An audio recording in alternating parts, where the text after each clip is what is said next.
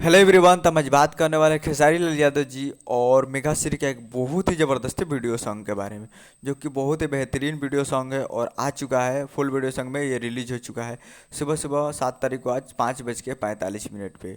जिस सॉन्ग का टाइटल रखा गया है एसी तनी बेसी कक्के, जो कि फुल वीडियो सॉन्ग रिलीज हो चुका है, जो कि आपको स्क्रीन के ऊपर दिखाई दे रहा है। जिस video song release on 7 October 5:45 AM, मतलब 7 अक्टूबर को आज 5:45 पे फुल वीडियो सॉन्ग रिलीज हो चुका है team films presents Bhojpuri YouTube channel पे। Team films Bhojpuri YouTube channel पे फुल वीडियो सॉन्ग रिलीज हो चुका है, जिसे गाए हैं खेसारी लाल यादव जी और प्रियंका सिंह चौहान जी, और गीत लिखे हैं प्रकाश बारूद जी, और म्यूजिक है आर्यस शर्मा जी का। तो फुल वीडियो सॉन्ग रिलीज हो चुका है, तो आप लोग जाइए और जाकर team films Bhojpuri YouTube channel पे फुल वीडियो सॉन्ग जाकर आप सुन सकते हैं।